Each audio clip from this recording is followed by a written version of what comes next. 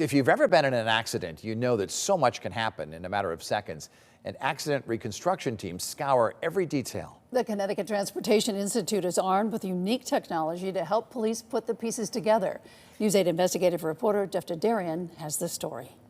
Most of us know that planes have black boxes on board that measure mountains of data. Now, the Connecticut Transportation Institute, that's part of UConn and works with the Connecticut DOT, uses state-of-the-art technology to read your car's black box. What it can see?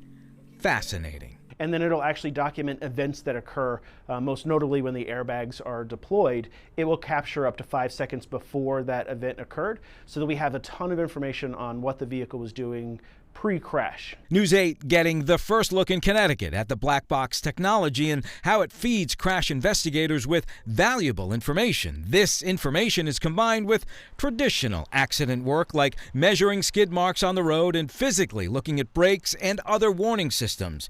You may not see the box, but it's there. Mostly in most cars, it's in front of the gear shift, below the center console, on the floor level. The Institute devotes its time to accident analytics and making our roads safer. 2012 cars or newer have these black boxes, and they measure dozens of data points 5 seconds before you crash.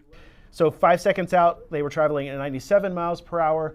Right before or right at impact, they were traveling at 82 miles per hour. If we look at accelerator pedal, so how much was that pedal pressed? So you see 5 seconds out, the accelerator wasn't pressed. The road safety teams can also look at steering input, meaning how much is the wheel being turned milliseconds before impact. And then it kind of flip-flops between positive and negative, meaning the driver started to lose control. Privacy concerns? Well, keep this in mind. Privacy is very important. The boxes are only pulled or downloaded when there's a serious or fatal crash. And to get that, we go to a prosecutor and a judge. We do a full search warrant.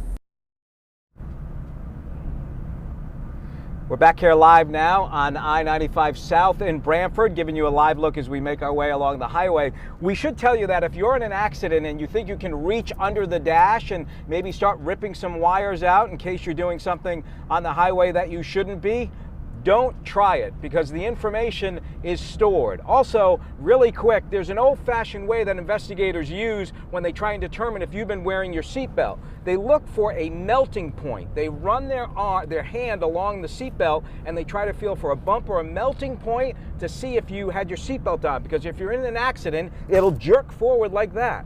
And that's how they know if you've been wearing your seatbelt. We're live on I-95 tonight. Jeff Darian, News 8.